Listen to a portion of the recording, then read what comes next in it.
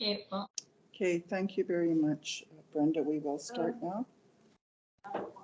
Do we have a quorum, Brenda? We don't have Linda, do we?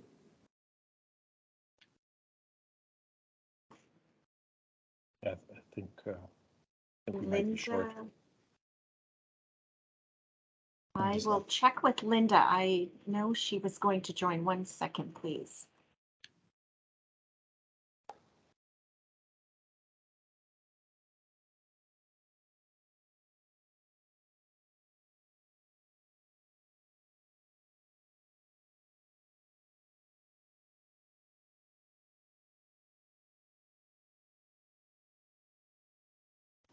She's there now, Brenda. Yes. Okay. And Trustee Broughton sent regrets. Okay, good evening, everyone. Thank you for your patience as we get this going. I would like to welcome everyone to the Winnipeg School Division regular board meeting for Monday, April 11th, 2022. Before we begin tonight's meeting, I would like to remind everyone to please turn off your cell phones and any electronic devices you may have. I would like to also state that this school board meeting is taking place on Treaty 1 land and the traditional homeland of the Red River Métis people. Call to order and roll call. Mr. Cochin, please proceed with roll call.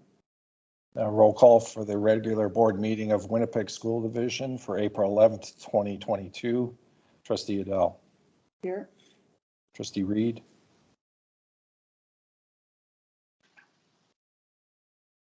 Can't hear you, Trustee Reed.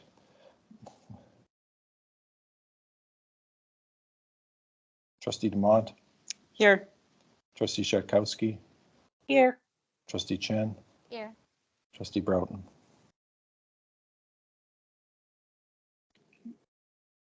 Approval of agenda, moved by Trustee Dumont, seconded by Trustee Reed, that the agenda be approved. Are there any additions? Seeing none, all those in favor? None opposed, carried. We're going to move into delegations now. So before we begin, I would like to remind all delegations that in accordance with procedural bylaw 1263, section 32.8, each delegation shall be granted 10 minutes to make your presentation to the board. I'd like to call on Kendall Joyner from the Native Clan organization to speak now. Is Kendall here, Brenda? Not at the moment. Okay, we'll move on to the next one. I would like to call upon Haven Strump from the Urban Circle Training Center. Is Haven here? I don't believe Haven is here either. Okay. I believe that delegation also had an Audrey Bone listed. Are they here? Is Audrey here? Okay. I'd like to call upon Shanley Scott from Nadinaway, if Shanley is here.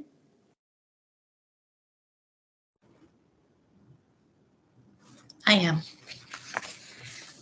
Welcome. If it's okay, I'm going to keep my camera off just because my internet connectivity isn't great. And so you won't hear me if I have my camera on. So I apologize for that.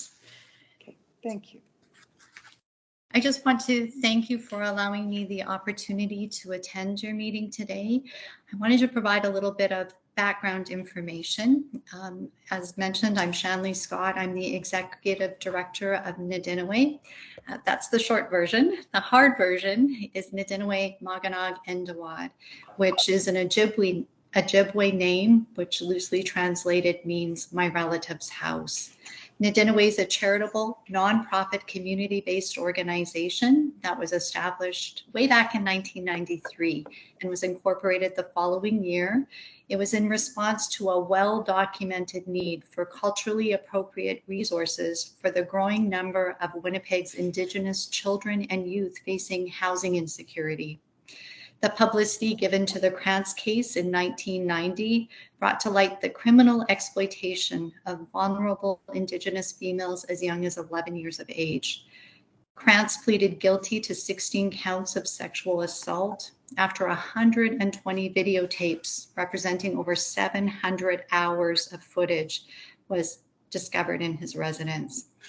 At that time, our community was resolute in their desire to take care of their own and formed a steering committee to develop what would come to be known as Safe House, which still exists today, a 16-bed facility that provides accessible 24-hour shelter and basic necessities for youth between the ages of 11 and 17.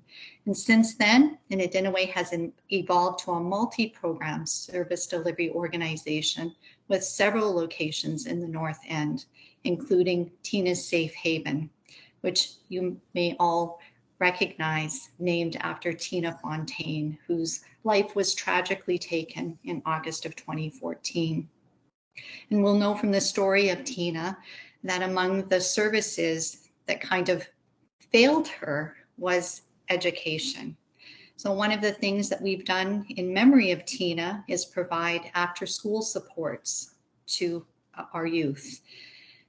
And it's interesting because your own data, the Winnipeg School Division data, indicates that on average every year for the past 10 years, 400 students in the North End are disengaged from school and are identified as inactive students. The majority of youth who access Nidinaway are among those students. So I was very excited when we were able to partner with CETA, the Community Education Development Association, and Mumaway to form a partnership known as the Indigenous Caring Society. And we've established the Four Eagles off-campus program in collaboration with the Winnipeg School Division. That's something that the Winnipeg School Division also should be proud of. It provides wraparound, culturally based supports to assist First Nations, Métis, and Inuit youth in the North End to complete their high school education. I am personally hugely excited to be part of a program that recognizes the importance of cultural representation and supports in education. And you know, when I started working on this project, because I'm fairly new to Nidinaway, less than a year, I researched the Winnipeg School Division and the purpose of the division. And I think these words are important. On your webpage, it indicates that the Winnipeg School Division provides a learning environment, growth of each student's potential, and provides equitable opportunity to develop the knowledge, skills, and values necessary for meaningful participation in a global and diverse society. Those are your words. So I was very happy to know that you participated in the equity and education reports. You participated in that, sponsored by the Winnipeg Indigenous Executives Circle, also known as WIAC, of which I'm a member, and the Newcomer Education Coalition. And that report identified that 60% of the students in the Winnipeg School Division were Indigenous or racialized students. However, in stark contrast, up to 80% of the permanent and term contract teachers were non-Indigenous and non-racialized. So really, it's imperative to improve academic outcomes for Indigenous and racialized students. They need to see themselves better reflected in all staff positions within the public school system. You may recall that one of the calls to action of both the WIAC and NEC's State of Equity and Education reports is also that locally elected school boards must make a comprehensive commitment to implementing employment equity and student equity policies and programs by establishing education equity offices within school divisions. That's hugely important.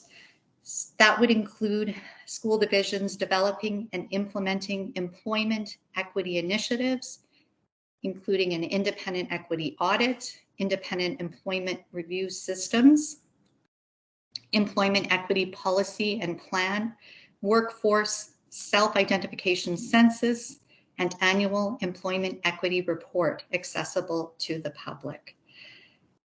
And additionally, school divisions have to commit to developing and implemented student equity initiatives, which include regular student and parent survey census and demographics of the community being served, collection of equity-based disaggregated data for student suspensions, absenteeism, graduation rates, credit accumulation, and representation in applied and academic courses.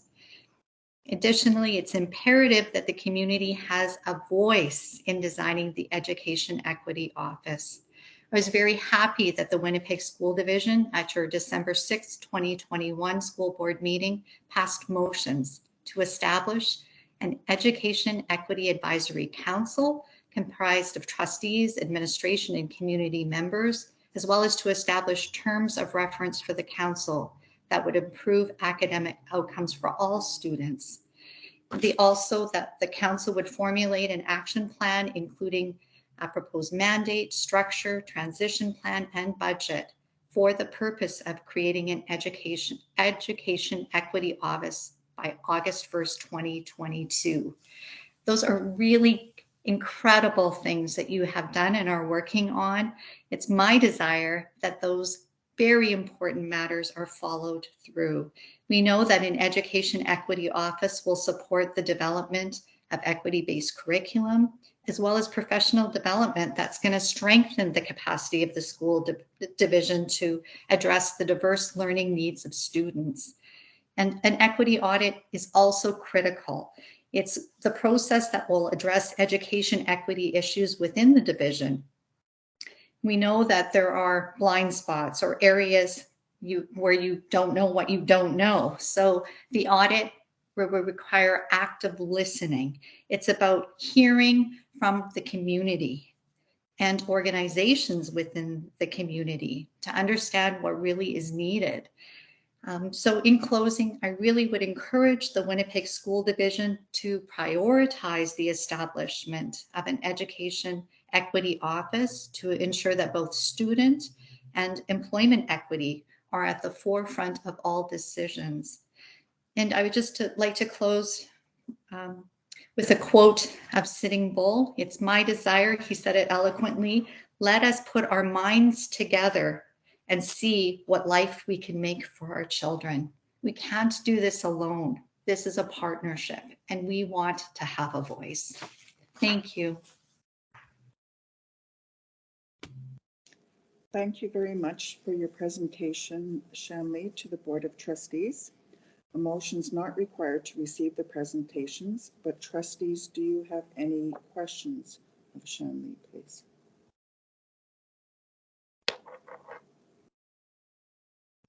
Seeing none, thank you so very much for your presentation.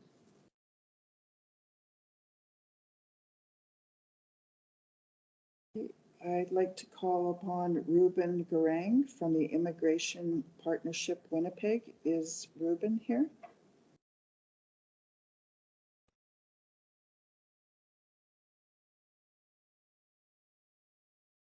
Brenda, do we know if Ruben has joined us yet? I don't believe Ruben is with us yet. Okay. Is Perla Javette here yet? Not that I'm aware of. Okay. Abdul Bari Ghazi?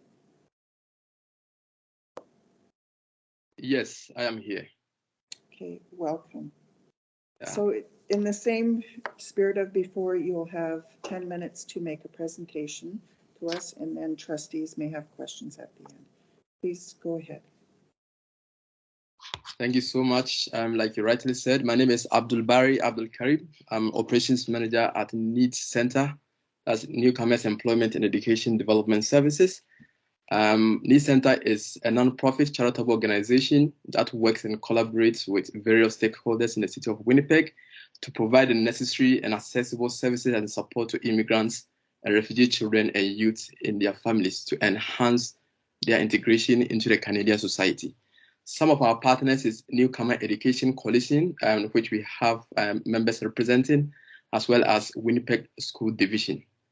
So I'm very honored to be part of this very important meeting as a delegate from Need Center to really our support in the establishment or support of establishing an education equity office and equity audits. Some of our values at Need Center includes inclusivity, equality, client-centered or student-centered approach, as well as diversity. And we do have some programs that we work with Winnipeg School Division, such as the switch services, that settlements work at in school.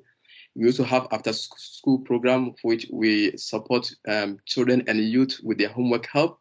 We also have employment services that help newcomer children and youth transition into the work environment. As I've been a member of NEC board or NEC committee, Newcomer Education Coalition, for the past 2 years, been developing this report. So I would want to share some background about this report before I'm trying to provide support as to why we need this equity office and audits. So the 2021 NEC report actually promote the development and implementation of equity-based education policies, programs, and initiatives for racialized students in Winnipeg, such as student and workforce survey, independent equity audits, public commitment in supporting and implementing education office, equity office and secretariat, as well as improving educational outcomes for racialized students, helping students see themselves better reflected in educational curriculum, and helping them see themselves well reflected in the staff positions in the school system. So why then should we focus on the above objectives of the report? The reason being that there is currently underrepresentation of racialized peoples on school boards as staff in a Winnipeg school. So NEC and WIES report of 2021 second annual report indicated that there is almost 2/3, that's 60% of students in the Winnipeg school divisions who identified as Indigenous people, as well as racialized students.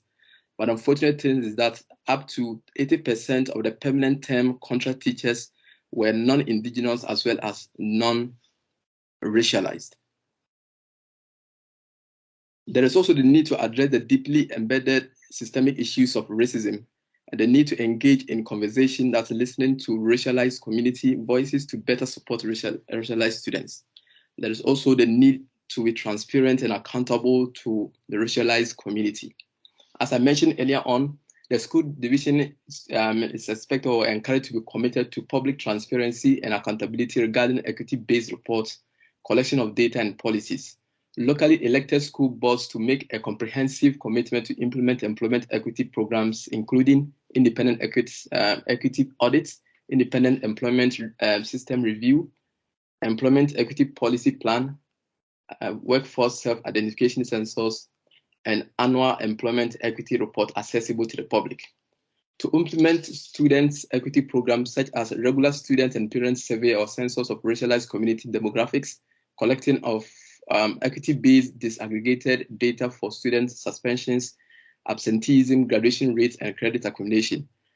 The school division should continuously work with other stakeholders such as newcomer serving organizations to increase the number of racialized peoples interested in becoming teachers by establishing a racialized newcomer teacher transition support initiative, which will help in targeting internationally educated teachers, racialized newcomer term contract teachers who want to become permanent contract teachers, racialized newcomer substitute teachers who want to become permanent contract teachers.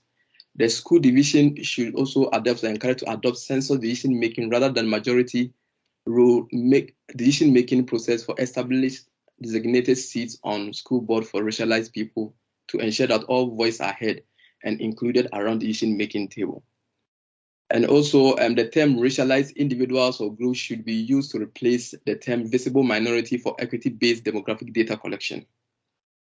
We must also mention that the Winnipeg School Division responded very well to the 2020 State of Equity in Education report by the call of action such as workforce self-identification survey. NEC is appreciative of that, and annual release of employment equity reports that are accessible to the public, in setting up employment equity targets proportionate to the number of Indigenous students served by the division. The 2021 is encouraging the division to implement external or independent equity audits, implementing external employment systems review, and design or helping to support the design of the Employment Education Equity Office. To better support, I'm just looking at my time. So to better support our the need to have or establish the equity office, we want to recap the importance of having the equity-based education and employment policies for racialized minorities or racialized students. Better reflecting the diversity of the communities we serve through staff representation, increase students' sense of belonging, and help support the educational trajectories. Equity in education will help in creating an educational system that caters to students of all kinds and develop their educational experiences accordingly. It is also important to ensure educational institutions are open to everyone in our communities, including groups that have historically been marginalized. They will also help racialized students to be more engaged in the teaching and learning process as they see people, as teachers and students who are in their same race. These help in creating equal opportunities for underprivileged and underserved students to be able to overcome disadvantages and subsequent find success. They also give everyone the opportunity and chance to learn in the way that best supports their learning style. Strengthening the connection between students, family, and their teachers foster a more enriching educational environment at home. Equity in education also helps improve the school division's performance in metrics such as standardized testing. This will subsequently impact the racialized community positively, such as increasing school attendance rates and reducing crime rates. Employment equity program increases employee retention, broadens diverse perspective, and attracts top talents. So on this note, I'll end my presentation here by saying that an education equity office will significantly support the development of equity-based curriculum and professional development to strengthen the capacity of the student division to better address the diverse learning needs of students. And also, an equity audit is a critical step in the process to address education equity issues within the Winnipeg School Division and beyond. Thank you so much. Thank you so very much for coming to share with us and giving up some of your time to present on your views on the work that we're doing. We don't need a motion to receive your presentation. Are there any questions from trustees on what was presented? Okay. Seeing none, thank you so very much for coming to present to us. Do we have Shireen Denito here? Shireen Denito? Yes, I'm here. Wonderful. It's your turn, and again, you'll have 10 minutes to present to us. Please proceed.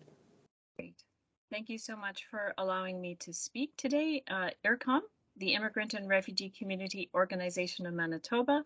We are located in the heart of the inner city.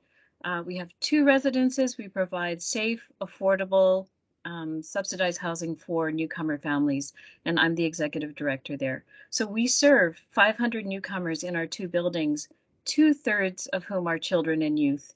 We also serve another 500 newcomers who access our programs who don't live on site. So we are immersed in working with newcomers who are at the very beginning of their stay in Canada. I would comment on the fact that IRCOM's staff team are over 85% racialized immigrants and refugees, and 23% of our staff are former tenants. And given that we serve 95% refugees, they are all refugees. So the issue of representation and the importance of it is very real to us at IRCOM, and we really understand and applaud the efforts of the school board in moving towards being more representative of the communities of the students that we serve. So, and I would comment that I'm also a parent in School Division 1 as well. So part of, IRCOM has been part of the Newcomer Education Coalition since its inception. One of our former executive directors was a co-founder, and we're really pleased to see the launch of the 2nd annual report on the state of education equity. It's a real achievement. And as my colleagues or other folks have mentioned, you know, the statistics are pretty stark, with 60% of students being Indigenous or racialized, with 80% of our educators not. And we would really like to see that change. And I'm pretty sure the school board as well would like to see that change.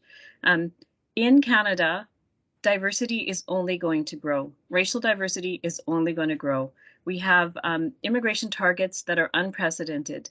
Part of that is aimed at economic recovery, post-pandemic recovery. So we have extremely high targets that are set for the next 3 years. And a lot of folks are going to be coming from countries where coming here, they are going to be seen as racialized. So I think I'm not going to reiterate too much of what my colleagues have mentioned, but I would like to reiterate the importance of, I believe there was an August 1st goal to have an actual education equity office. I think that's a wonderful innovation and much needed in the school division. I really support the development of an equity-based curriculum. So at IRCOM, we run a homework and education for youth program, the HAY program, and we have close to 150, 175 students registered in that program, all newcomer young people. And I drop in on the program, and I come from a family of educators. My parents, my in-laws, my grandparents, all educators. I greatly appreciate the work of the school system, and in particular, the last 2 years of our teachers and administrators. I would say, however, when I see curricular materials, there is such a leap, such a gap between materials that would be potentially accessible to kids born here versus and even still, there are kids born here, but there are all sorts of barriers, and then you have materials that I find really challenging to understand. The other day, I spent over an hour just doing some explaining and brokering on the basic vocabulary used in some of these examples, some of these materials, because they are really Eurocentric. So they're not going to be easily understood both by Indigenous children and youth or newcomer children and youth.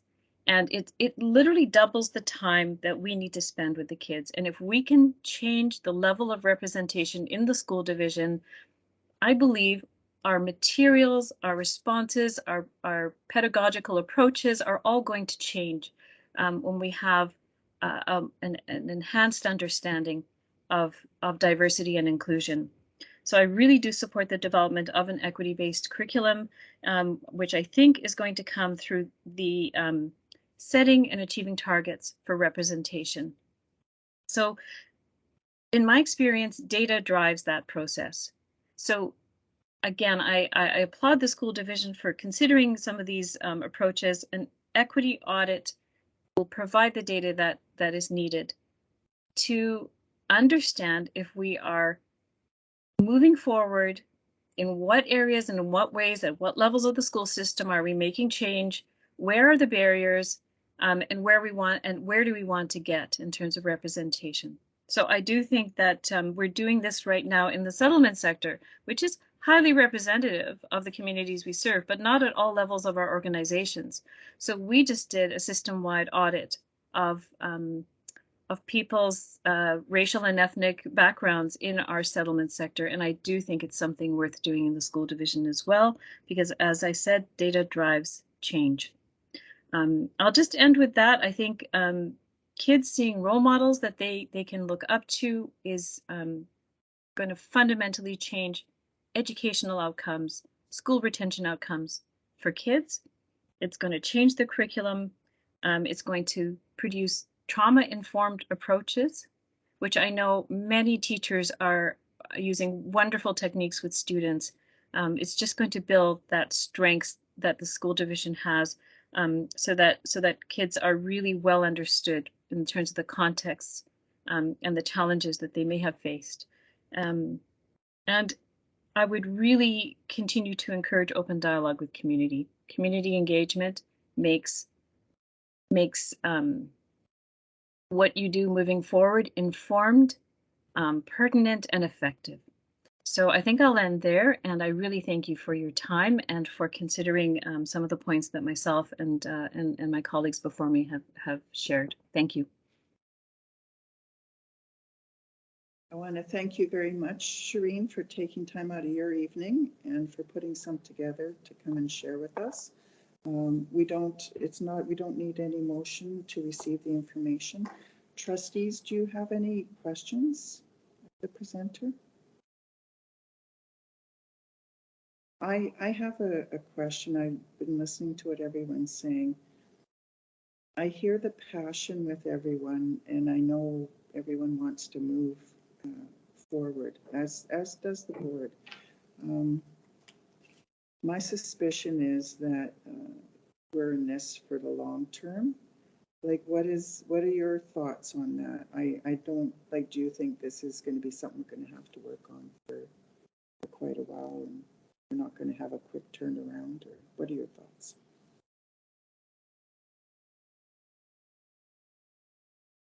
Shireen, that was for you. Like, what do you? That was for me. Okay. Yeah. Sorry about that. Yes. No, again, engaging in something on a potentially smaller scale, it's a settlement sector in Manitoba that we're looking at 70 organizations. In the first year, we are largely focusing on that audit, just gathering data so that we can understand our baselines for change. And we are actually going to pilot instead of doing something like we were thinking of, there's that really wonderful Indigenous Accord for the city of Winnipeg and other types of large change strategies. We might go to that, we might move to that strategy, but we're actually looking at a voluntary group of organizations to move forward to try some techniques for moving forward change in terms of representation at all levels of the organization, in terms of decolonizing some of our settlement materials, in terms of some concrete areas that we want to move forward. So, and then having a learning group around this test group to really dive deep and look at meaningful change. And we think that is going to be the next few years of work. Never mind the whole sector, but then, we'll build best practices and models and have role models within the sector to share with others. So I think some of that, sorry to go on about the settlement sector, but I do think it's a long-term process of change. But, again, I think data is really important to drive that change, because that's how you can track, you can set targets and you can track progress along certain indicators. Thank you so much for answering. No worries. I don't see any more questions, so thank you very much for giving us some of your time tonight. Tom Sims, the co-director of Community Education Development Association. Is Mr. Sims here? Thank you. I was wondering if someone could put up the slides for me. Yeah, appreciate it. Zoomland people aren't very good at Microsoft Teams, so I appreciate the help. Just a couple things I wanted to say before I started. I was just getting some emails. Ruben Garang, Haven Stump, Perla Javate, and Kate Keller have been trying to get on, and for technical reasons, they haven't been able to get on. So just thought I'd let people know that, and I passed that along to Brenda Lapointe. So thanks for that. Just a couple things I want to talk about is one, sort of looking at. I think a key thing in looking at change in this area is moving away from kind of personal, kind of to more structural, kind of looking at what the issue is. And that to me is an important skill to learn, how to think structurally, because systemic racism and colonization, colonialism isn't an event, it's a structure. And so we need to look at structures.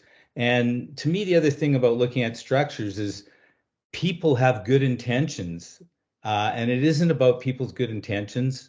It's about what are the impact of the actions because of the structures. And I think that's another sort of skill that we need to learn if we're looking at how to look at things structurally. So one of the things I did, and it's no surprise to me, I thought, well, how do you sort of get away from this intellectual academic thing of, structure, and how do you put a face to it?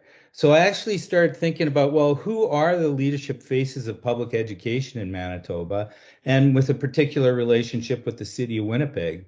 And when I put the chart up, there's 14 people.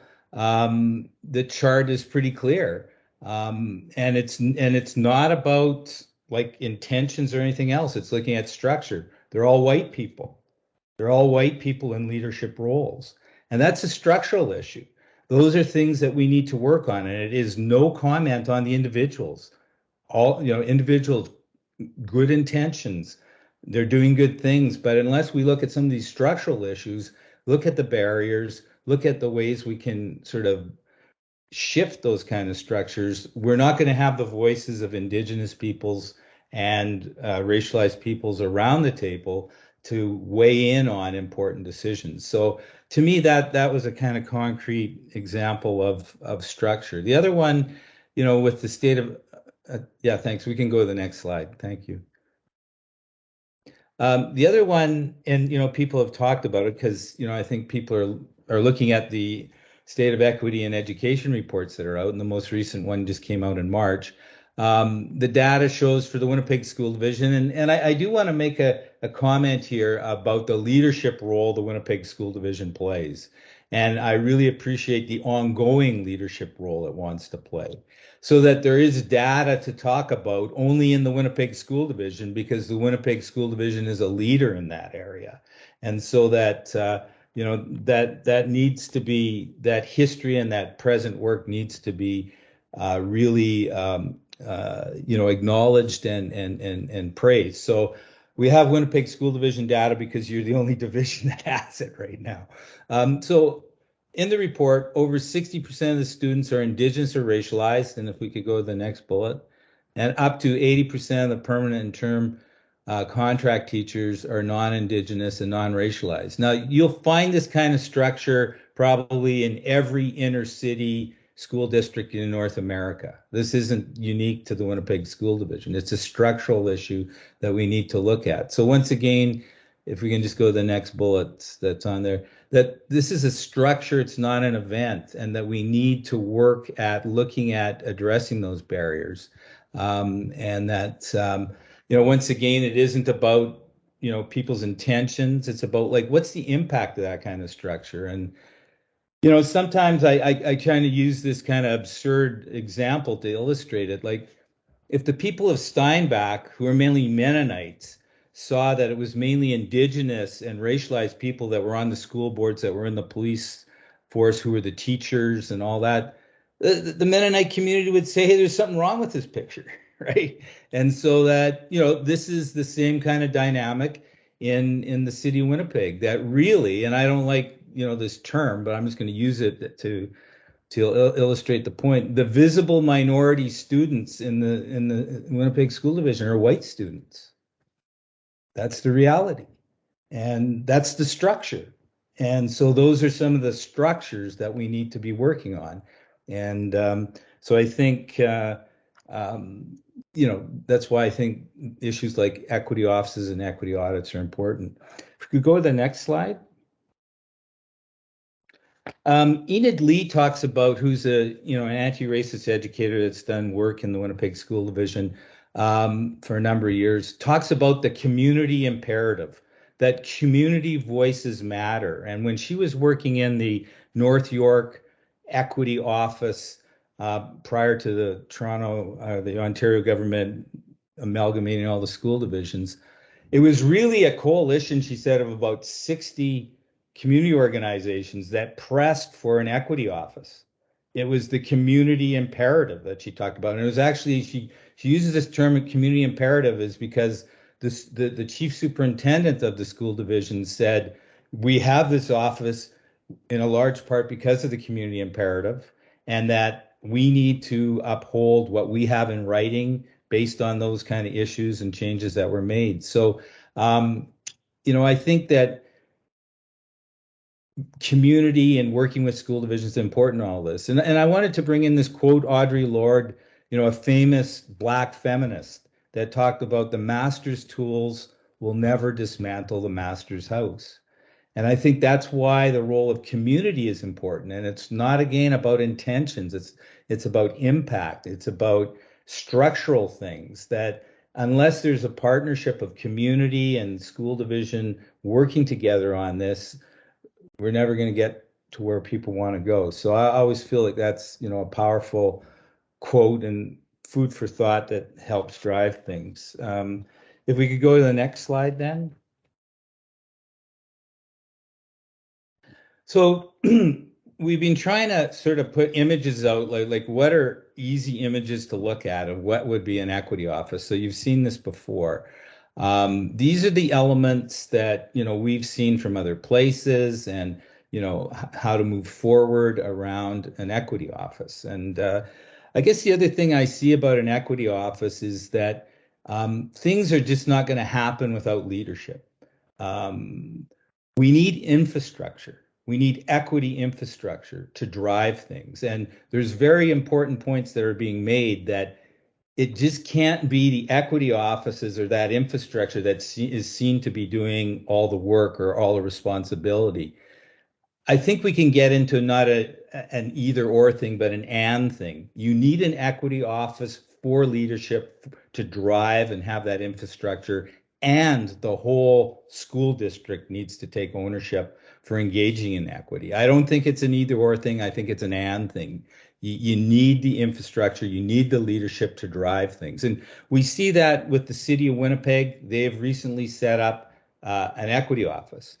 We see that with the University of Manitoba. They've recently appointed, I mean, they have all these titles, but it's equity, diversity, inclusion vice president or something like that. They're seeing they need infrastructure and leadership to change the whole organization. And it just can't be about the office or that leadership position. It's an and thing. It's about the whole organization and needing some leadership and infrastructure.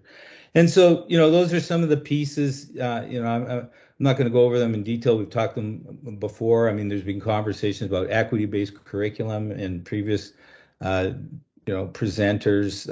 Equity-based data is critical. Data drives change, as other presenters have talked about. Without data, you don't know if you're progressing or if you're just standing still or if you're digressing. And so these are some of the key components that you need, that an equity office needs to facilitate and nurture in an organization. I'm really pleased, the leadership of people like Pauline Clark. We've been looking at the professional development issue. Does that need to be done individually in each division? And Pauline's been really great. We've been working with the River East Transcona School Division and the Louis Riel School Division to explore what could be a model of working together around looking at professional development. And I think that's very wise. There are some things that, don't need to be done in the silos of the different school districts. And I really appreciate that leadership in looking at those things. So maybe just to move to the last slide.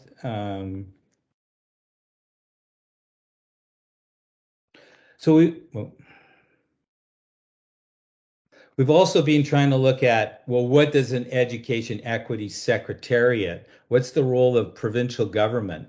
And we've really looked at some of the work that was done in Ontario. They've had an equity secretariat for about a decade there. And that some of the key things is that it needs to be enshrined in legislation. There needs to be a leadership position, like an assistant deputy minister of education, to head up the secretariat. And other pieces in terms of research, helping develop equity-based curriculum guidelines. A key role for the provincial government is training support, especially for smaller school districts that don't have the capacity on their own to do this kind of stuff, that kind of role is important. And I know there's been conversations about the whole issue of data standards. It's crazy that you have this hodgepodge collection of data, especially around equity data, that there needs to be, and the Ontario government has developed, and I'm taking this as a direct quote, data standards for the identification and monitoring of systemic racism. They've developed that. We don't have to reinvent the wheel there, and that there needs to be that kind of approach. And then I guess just the last piece is transparency. There needs to be an annual report so people in the community can see, where's the progress being made, where are some things that still are gaps and need to be worked on. So we are meeting with the Minister of Education and the two provincial opposition parties to get their position on where they're at on an equity office. And over the next, I would say, 4 weeks or so, we'll be able to sort of publicly talk about where the different parties are at on this, because there needs to be a role for the provincial government in this as well. So, that's Mr. Sims, you're above your time. Are you just? yeah, that's what I'm saying. That's okay. all I have. So Okay. Okay. Well, good timing. Thank you so much. Thank you for taking the time out of your evening to come and present to us and share your thoughts on this. Motion's not required to receive this presentation. Does anyone have any questions? Trustee Chen, you have questions for the presenter. Go ahead, please. Yes, thanks, Mr. Sims, for presentation, and thanks to all of the presenters that have presented to the board.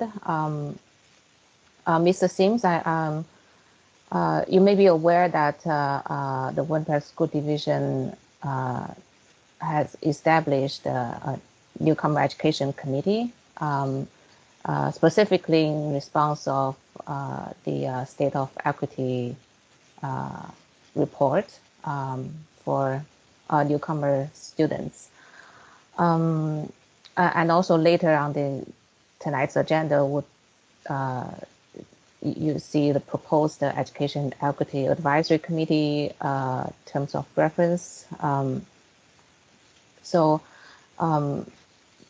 There is a progress that we're making. However, I recognize that we need to make more, and it's also I believe a joint effort, as the previous presenter Shireen mentioned. For example, because we are facing a lot of it is a structural racism, and we have a lot of issues, such as Shireen mentioned, the curriculum. We do need to change, and but setting up curriculum is also a part of the provincial government's responsibility. However, I do believe that each individual school division has an important role to play, such as in terms of delivering curriculum. And, Trustee Chen, do you have a question for the presenter? Yes, I do please? have. Okay. For example, a lot of immigrants' history in Canada are not in Manitoba curriculum. So those are missing, and our students, diverse students, are not seeing their ancestors' history in Canada. Is just one example. And by doing curriculum, making change in curriculum, it needs not just one school division's effort, but I believe all school divisions need to be on board. And also establishing the equity office. I want to see all school division has that. So I'm just wondering, like CEDA, for example, are you also advocating in other school divisions and making similar presentation in other school divisions, so that all school divisions are on board and making that joint advocacy to the provincial government? Thank you.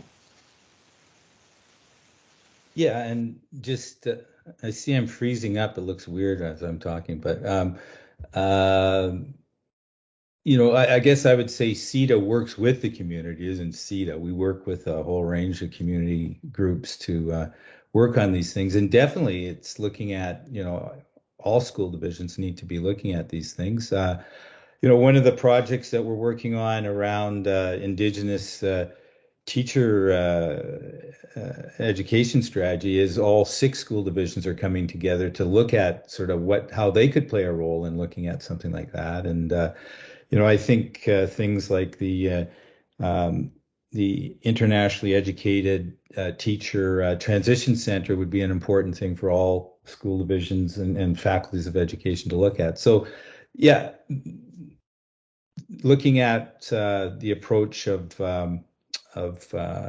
all school districts is something that's being looked at, and just sort of it's a little moving beyond the city of Winnipeg, talking to people in Portage la Prairie, similar dynamics there. They're saying about 50% of the students are Indigenous, about 15% of the students are from racialized communities. So a little town like Brandon or Portage, a little city like that, 65% of the students are Indigenous or racialized. So it's not only the city, but increasingly rural communities are changing, and those things need to be looked at. So yeah, to answer your question, yeah, definitely it would be looking working with all school divisions on this. Thank you, Mr. Sims. I'm not seeing any more questions from trustees. Thank you very much again for giving up your time and coming to share your thoughts with us. Thank you. Moving on, is Kate Keller here? Brenda? No, she hasn't joined the meeting. Okay. Trustee Adele. So I did receive an email from Kate saying that she has technical difficulty. But basically, she just wants to register her support and the Social Planning Council support for the immediate creation of the Equity Office. And if needed, she says she would be able to, she can prepare a submission for tomorrow if needed. Yeah. Okay. Thank you so much for bringing that to our attention. It's appreciated. Kathleen from Immigration Partnership Winnipeg. Yes, I'm here. Okay. I didn't say your last name because I thought, oh, I'm not going to say it correctly, so I'll just leave that. But welcome. Welcome. Same as for everyone else, you have 10 minutes to present to us, and then trustees can ask you questions later. Please proceed. Thank you so much. So yes, my name is Kathleen Byron, and I'm here actually wearing two hats.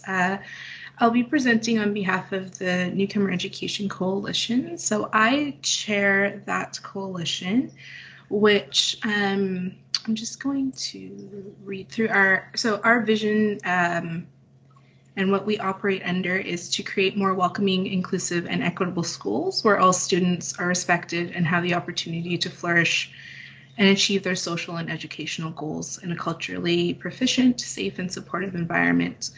So we do that through working collaboratively with various stakeholders, including community groups, settlement agencies, educational institutions, as well as ethnocultural communities, different health and social service agencies, and government. And we do that to improve the educational outcomes of newcomer children and youth in the K-12 school system here in Manitoba. So as many of my colleagues have said before me and have presented on behalf of NEC, we put forth our State of Equity and Education report. So our second annual one was released just last month. And it was sort of a report card from our first State of Equity and Education report. And we do, again, like Tom and Shireen and many others have said, we do appreciate the willingness from the Winnipeg School Division to engage with that report and to help sort of provide information and data so that we can use to really advocate for this, to promote that evidence-based strategies for implementation of equity-based education programs and policies here in Winnipeg. So the guiding principle for that report is based on the belief that in order for educational outcomes to improve for racialized or newcomer students, they need to see themselves reflected in the curriculum and all staff in their school. So this report really has been showing what underrepresentation of racialized persons in the school board looks like, as well as underrepresentation of racialized teachers within the 6 school divisions here in Winnipeg looks like, and what the underrepresentation of racialized students look like even within the universities at the faculties of education. So some of the data that we were able to collect and the report has shown identifies that only 3 of the 54 trustees in Winnipeg self-identify as racialized persons, and only 2 of the 6 school divisions in Winnipeg have representation of racialized persons on their school board. And in the other 4 divisions, decisions are being made without the voices of racialized persons and under the decision-making table. So for us, it is extremely important that that representation is something that's put at the forefront. So we as well, NEC has been working with the Equity Matters Coalition to endorse their campaign. I want to really draw attention to the fact that over 80 organizations have signed on to Equity Matters, have endorsed that campaign and said that they support it and that they see the value in something like an equity office. And I think, as some of my colleagues have mentioned before, this idea of really collaborating with community is extremely important. I think that when we are calling for something like an education equity office to be established, the underlying and one of the most important parts is that equity audit that needs to happen. And that it needs to happen in order for organizations to find those blind spots, that barriers and needs are able to be shown and addressed in a way that is transparent. And I think that in order to have that equity audit be done first, it will help build the foundation for an equity office that is collaborative with the needs of what the community is saying. So yeah, I think NEC is always on board to help support in any way that we can with the creation of this equity office. I again appreciate Winnipeg School Division's approach to wanting to further discuss this and move these matters forward. And I hope that in the future that we can provide support wherever necessary and collaborate with you to help create this and make sure that it's tangible and doable in the future. Thank you. Thank you so much for taking time out of your evening, Kathleen, and coming to share with us. It's not required to have a motion to receive presentations. And trustees, are there any questions you have? This presenter? No, seeing none. Okay, thank you so much again for taking time out of your evening. I'm just going to go back to the top of the list. Maybe some people came. Did Kendall Joyner, was Kendall able to make it? Not seeing them. Haven Strump and Audrey Bone, did they make it? Ruben Garang, is Ruben here? I thought I seen Ruben here. Yes, I am here. Okay, Ruben, I'm just calling your name. You're going to speak to us next. You will have 10 minutes to present, please. Please go ahead. Thank you. I'm Ruben Garang. I am with Immigration Partnership Winnipeg. One of the people that was trying to log on earlier, but struggled to get in, and I have 3 other people that informed me about the same situation. Kate has been mentioned earlier, and Paula from the Ethnocultural Council of Manitoba. I would like to take this time to thank the Winnipeg School Division trustees for allowing me to present today. Like I mentioned earlier, I'm from Immigration Partnership Winnipeg, and what we do, we are multi-sectoral collective that establish and facilitate a new form of collaboration at a community level to newcomer settlement and integration. Our vision as an organization is to make Winnipeg a welcoming and inclusive multicultural society where everyone finds the support and opportunities to realize their best potential. The work that we do is done collaboratively, so we have stakeholders with school system. We also have work with the business community. We work with parents, we work with settlement organizations, and different level of governments. we are hosted at Social Fund Council of Winnipeg too, although we are a different entity, but that's where we are hosted. I know that we all could agree. I'm going to be speaking from personal experience and voices that I hear in the community about the needs of newcomer children and children also from the racialized community. We all agree that education institutions are meant to teach the children to have the best education outcome. But we all know from the real experience that it's not always the case, because each and every student come with different needs and challenges. And those needs are the one that need to be paid attention to, so those children cannot fall into the crack. But as we know, the system is not always friendly to these children that are struggling. It's very difficult for a newcomer to navigate the system, even when you have education. Let alone children that come with interrupted schooling, and let alone parents who do not have the language, let alone parents who have more than 2 jobs to, keep the roof on them, on their families, or to support their families. Let alone students who have other needs. I came to Canada, from a war zone, and I started my upgrading here in Winnipeg as an adult. And I know from my experience, it wasn't very difficult, it wasn't easy for me, but I was adult. I could be able to, take challenges that children would not take.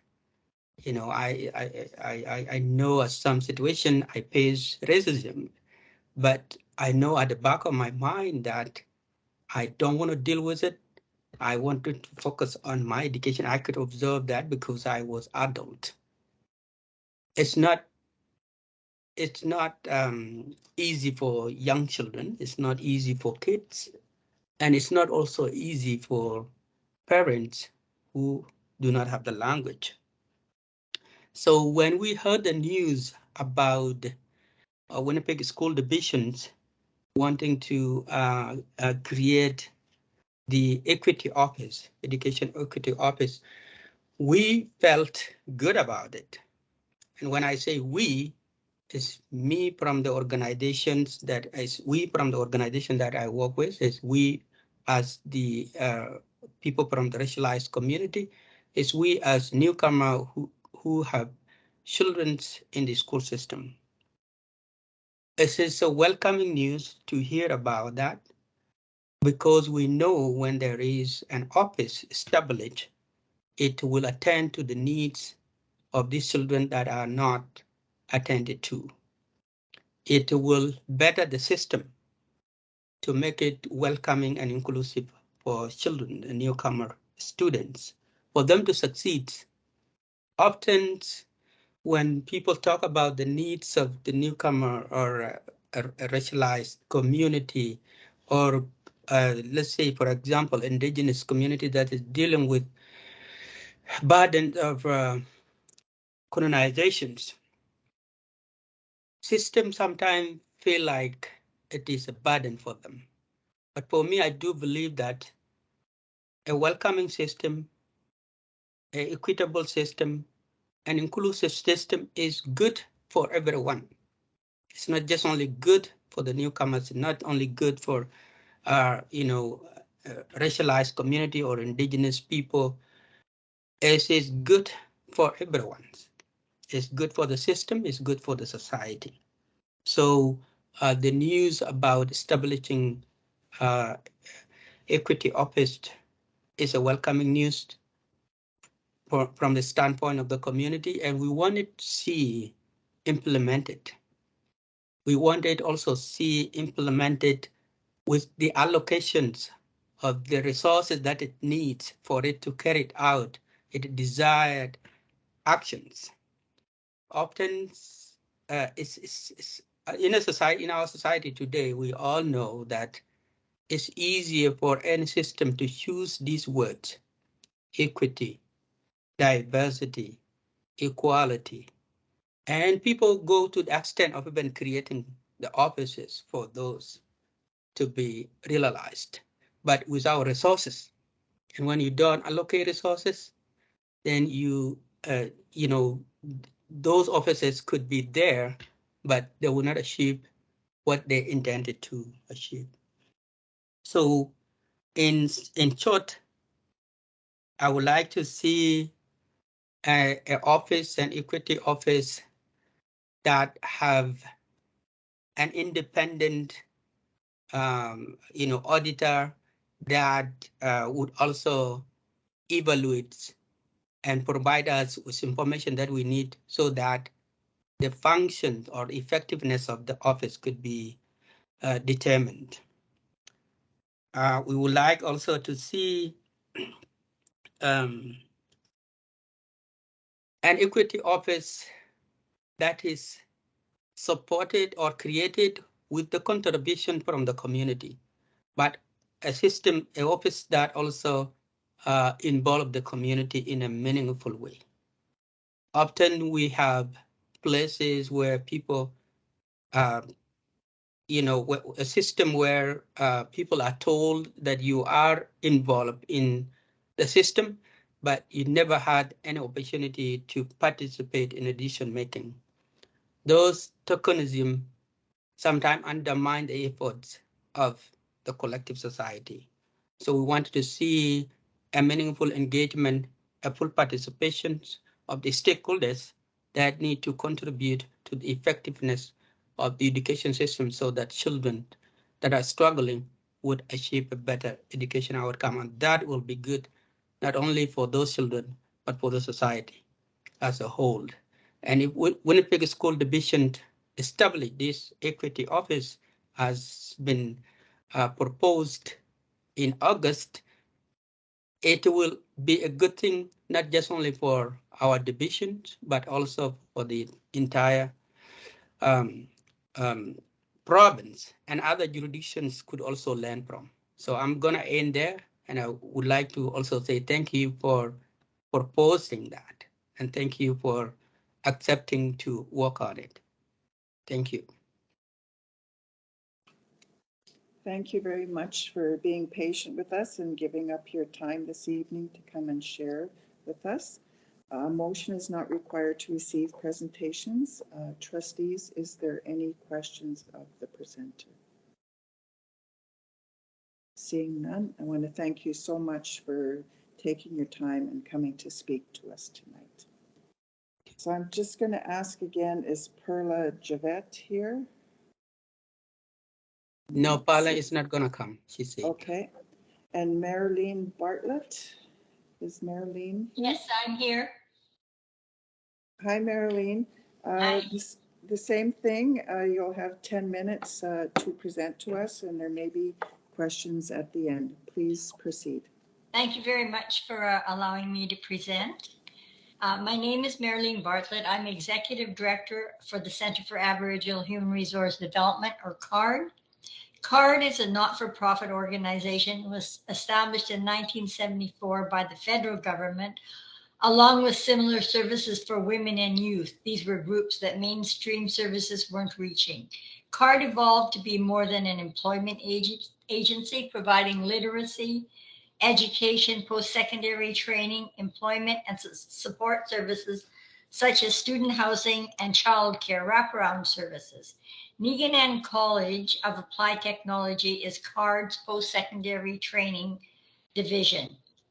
We also help fund some of the community programs such as Nidina Way, Urban Circle, and several other ones that help us to carry out our mandate of providing education and training for Indigenous people in Winnipeg.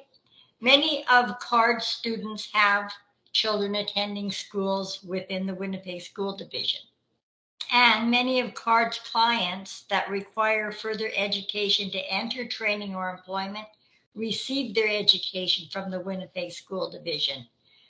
Too many of our clients our adult clients that come to us have to start their education at the literacy level. This is less than grade 5. CARD has to spend approximately $500,000 a year on literacy. Another alarming fact is that many of our younger adults are also having to start at the literacy level. And in listening to one of the previous presentations, they said something about at least 400 people, 400 students leaving the school system each year. And I'm expecting that's quite a few of our Indigenous students were in that group because of the situation they find themselves in as adults. So a guiding principle of the Winnipeg Indigenous Executive Circle's second annual State of Equity in Education is that in order to improve academic outcomes for Indigenous students, they must see themselves better reflected in the curriculum and all the staff positions within the school system. According to the data provided by the Winnipeg School Division for the State of Equity in Education report, 26.7% of the students in the school division self-identified as Indigenous, while only 8.5% of the permanent and term contract teaching staff identified as Indigenous. There's a significant underrepresentation of Indigenous teachers in Winnipeg School Division. The role of an education equity office is to address issues of equity of education on a proactive and ongoing basis. Intentional leadership and attention are required in order to better address the aspirations and needs of Indigenous students and their families. CARD is in the process of launching a pre-employment training program for Indigenous community teacher service workers with local school divisions to increase the pool of Indigenous people who would be interested in becoming a teacher. As well, CARD is working on developing a Bachelor of Education of Indigenous Knowledges that would be offered by Negan College. It would provide the students with a living allowance and bursaries to support them to attend a full-time Bachelor of Education degree program to become teachers. Also of note, CARD has just completed an early childhood curriculum that has been an Indigenous early childhood curriculum, and we're just happy to share that information to show that these kind of things can happen. We're starting to do this in before preschool, and we're hoping that this will follow through. There was a lot of discussion this evening about the fact that the curriculum had to reflect Indigenous and other peoples better, and so just showing that it can happen in preschool. So I think we should be able to do it in the schools. An education equity office could work in partnership with Indigenous organizations to support the expansion of pathways for Indigenous peoples to become teachers and to address the lack of Indigenous teachers within the school division. On December 6, 2021, the Board of Trustees of the Winnipeg School Division passed the motion to establish an equity office by August 1st, 2022, and a second motion to undertake an education equity audit. I'm not going to go into the different components of that because that's been done, just to say that we very much support that the Winnipeg School Division is looking at this and is addressing these important issues. And just in closing, I would like to say that the last time I attended a Winnipeg School Board meeting, and I'm dating myself, was in 1997, 25 years ago. And I went there in support of 20 Indigenous teachers from Nichimakwa and Children of the Earth High School who were at risk of being laid off due to the policy of last hired, first let go. So again, that's why I'm very, very happy. It seems a long time, and it seems hard to understand that we're still trying to deal with these very basic issues of Indigenous education in the city of Winnipeg at this time in all school divisions. But I'm really happy to see that the Winnipeg School Division is stepping up and looking at these things. There's a need, because there is a need to have a greater sense of urgency in order to ensure that the required equity-based infrastructure is in place to address student and employee equity issues. Thank you very much.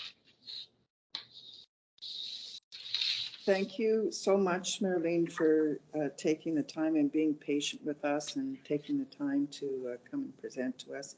We really appreciate that. A motion is not required to receive presentations, but trustees, do you have any questions? Marlene? I have one, seeing no other questions. I have a question. You were mentioning that you're working on identifying adult learners and that who would want to be teachers. Am I understanding right that you would be open to the Winnipeg School Division partnering with you and working together with you on identifying adult learners or figuring out how we could work together? Oh, yes, very much so. We're really actually hoping that we can get the Winnipeg School Division working with us, especially since we're working so much with the same people in common. It would be a really good partnership. Thanks for asking. Okay. Thank you so much again for being patient and presenting to us tonight. So I think we have made it through all of the presentations now. So we'll just move forward on the agenda. So reading and confirming of minutes, moved by Trustee Reed, seconded by Trustee Shinkowski, that the regular board minutes dated March 21st, 2022 be approved as distributed. All those in favor? Seeing none opposed, carried. Reading of communications and petitions, moved by Trustee Chen, seconded by Trustee Reed, that OC 07-22 from Alan Campbell, President, Manitoba School Boards Association, regarding response to the provincial bargaining feedback provided by Winnipeg School Division, that this correspondence be referred to administration for response. All those in favor? Seeing none opposed, carried. Moved by Trustee Chen, seconded by Trustee Reed, that OC 08-22 from Shauna McKinnon, Associate Professor and Chair, Department of Urban and Inner City Studies, University of Winnipeg, regarding a letter supporting the establishment of an education equity office, that this correspondence be received as information. All those in favor? None opposed, carried. Moved by Trustee Chen, seconded by Trustee Reed, that OC 09-22 from the Minister of Education and Early Childhood Learning, informing the Board of Trustees that funding in the amount of $190,000 has been approved in support of Morning Star program, that this correspondence be received as information. All those in favor? Seeing none opposed, carried. Moved by Trustee Chen, seconded by Trustee Reed, that OC 10-22 from the Minister of Education and Early Childhood Learning, informing the Board of Trustees that funding in the amount of $40,000 has been approved to support the Parent-Child Program Coordinator positions at Dufferin and Shaughnessy Park Community Schools, that this correspondence be received as information. All those in favor? Seeing none opposed, carried. Presentation and consideration of reports. Superintendent's report number 4-2022, dated April 11th, 2022. Motion by Trustee Chen, seconded by Trustee Reed, that the tender of Nelson River Construction, Inc. to supply all material and perform all work in connection with the water service upgrade at William White School to be accepted in accordance with the plans and specifications therefore, for the total amount of $158,962 being the tender price, including provincial sales tax, excluding goods and services tax, and that the proper officers of the division be authorized to enter in a contract with Nelson River Construction, Inc. for the carrying out of the work. All in favor? Seeing none opposed, carried. Moved by trustee Chen, seconded by trustee Shinkowski, that, subject to Manitoba Education Funding Branch approval, the tender of Lowen Mechanical Limited to supply all material and perform all work in connection with the AHU 5-coil replacement project at Daniel McIntyre Collegiate Institute be accepted in accordance with the plans and specifications therefore, for the total amount of $145,817.64 being the tender price, including provincial sales tax, excluding goods and services tax, and that the proper officers of the division be authorized to enter into a contract with Lowen Mechanical Limited for the carrying out of the work. All in favor? None opposed? Carried. 6.2, Children's Heritage Fund Committee Report number 2-2022 dated March 8th, 2022. Moved by trustee Reed, seconded by trustee Shinkowski, that the Children's Heritage Fund Committee Report number 2-2022 dated March 8th, 2022 be received as information. All those in favor? Oh, trustee Reed, did you have a question? Trustee Reed, I can't hear you.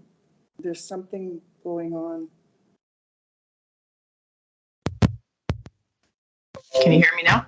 Yeah, yeah. Okay. I don't know what's going on with my mic. Just a small edit. Alan Beach is not the chair. I am. Okay, that's a good thing to know. We'll get that updated. Yep, that's all. So approving the minutes with the change. All those in favor? None opposed? Carried. 6.3, Education Equity Advisory Committee Report number 1-2022 dated March 16th, 2022. Moved by trustee Dumont, seconded by trustee Reed, that the Education Equity Advisory Committee Report number 1-2022 dated March 16th, 2022 be received as information. All those in favor? Seeing none opposed? Carried. Governance and Public Relations Committee Report number 2-2022 dated March 24th, 2022. Moved by trustee Shinkowski, seconded by trustee Reed, that the Governance and Public Relations Committee Report number 2-2022 dated March 24th, 2022. Dated March 24, 2022 be received as information. All those in favor? Seeing none opposed? Carried. Education Equity Advisory Committee Report number 2-2022 dated April 5th, 2022. Moved by trustee Dumont, seconded by trustee Reed, that the Education Equity Advisory Committee Report number 2-2022 dated April 5th, 2022 be received as information. All those in favor? Seeing none opposed? Carried. Trustee Dumont, do you have any recommendations?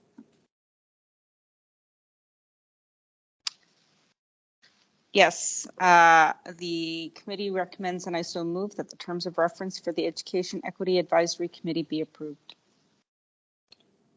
Can I get a seconder? Oh, trustee Chen, do you have a question? Yes, I do have a question, but we need a seconder, I believe. Sorry. Okay. Trustee Shinkowski, you had put forth, okay. Trustee Chen? Yeah, my question is specifically on page 2, item 3. It says if a member of the committee fails to or is unable to meaningfully participate in the activities of the committee, they may be removed by the Board of Trustees. Just wondering what it entails. For example, is it talking about the attendance of the Yes. committee members? Yes, Trustee Chen. Okay. Yeah, that's what it's talking about. Is we want to make sure if you want to be on the committee, you have the time to participate and be involved in the committee. And is it about like how many times that they fail to show up, or it's under the discretion of the committee? We had not discussed that, but we can discuss that when the committee's formed. Yeah, we didn't predetermine that. Okay, thank you. So Trustee Dumont moved, Trustee Shinkowski seconded. All in favor? Seeing none opposed, carried. Agenda information moved by Trustee Shinkowski, seconded by Trustee Reed, that Information Correspondence IC13-22 to IC18-22 be received as information.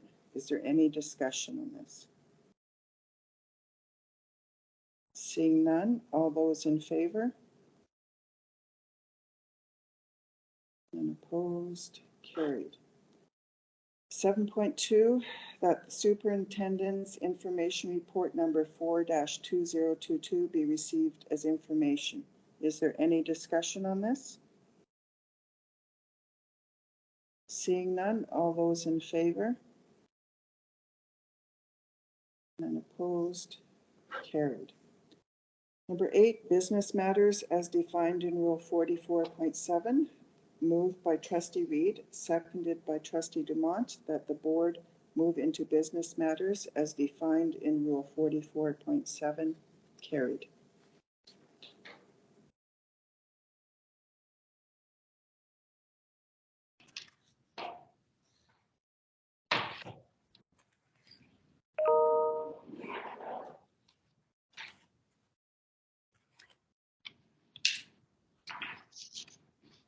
Are we ready to go? Yes. Okay, thank you. Madam Chair, I would like to report on the following. First, I move that authority be granted to purchase 8 buses through the 2022 Masbo Provincial School Bus Tender for a total cost of $1,141,960, including tire taxes, GST, and PSD, subject to confirmation from the People Transportation Unit. Thank you. Can I get a seconder, please? Trustee Reed. All those in favor? And opposed? Carried. And I'd like to report that the members of the board discussed appointments of membership to the Education Equity Advisory Committee, an update on lead in drinking water, transportation arrangements, leaves of absence, and suspension report. I move that the appointments outlined for Daniel McIntyre Collegiate Institute Principal and Greenway Principal in the confidential memorandums dated April 11th, 2022 from the Chief Superintendent be approved. Can I get a seconder, please? Trustee Shinkowski. All those in favor? And opposed? Carried. Moved by Trustee Reed that the meeting be adjourned. All in favor? And carried. Have a wonderful evening, everyone. Good night, everybody.